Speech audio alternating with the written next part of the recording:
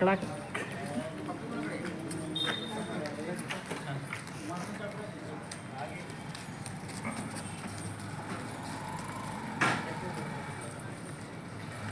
गाडी आणतो पुढे गाडी. वंचित बहुजन आघाडीचा जय हो. वंचित बहुजन आघाडीचा जय हो. संदेश बाळासाहेब आंबेडकरांचा जय हो. संदेश बाळासाहेब आंबेडकरांचा जय हो.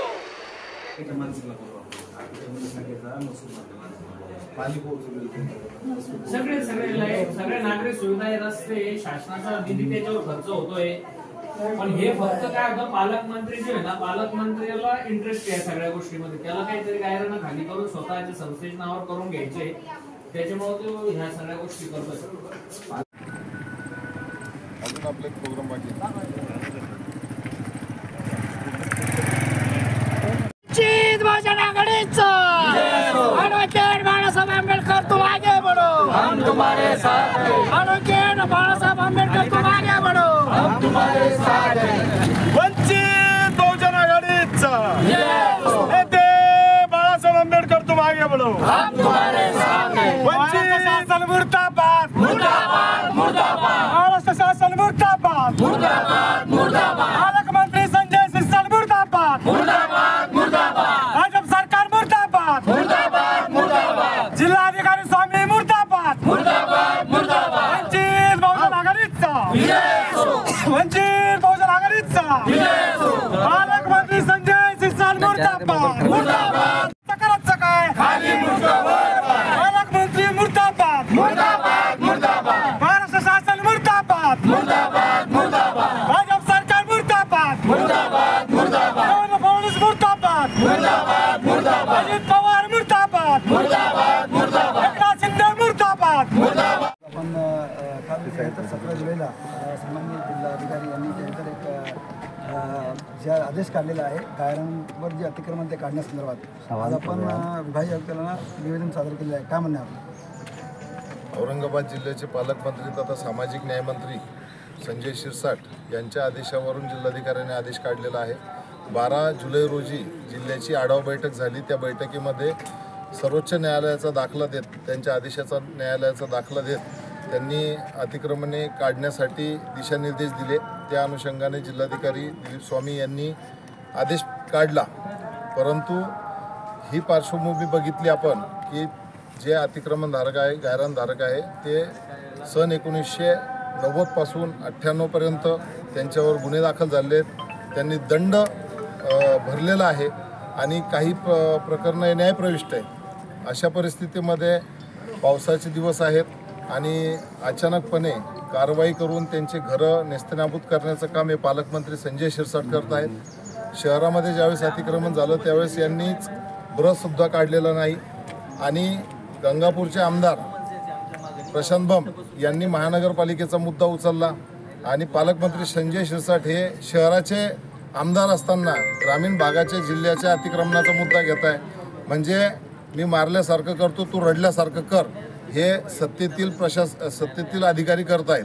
तर वंचित बहुजन आघाडीची भूमिका कायम राहिलेली आहे की ज्यांनी अतिक्रमण केले आहे त्यांना ती जागा त्यांच्या नावावर करण्यात यावी.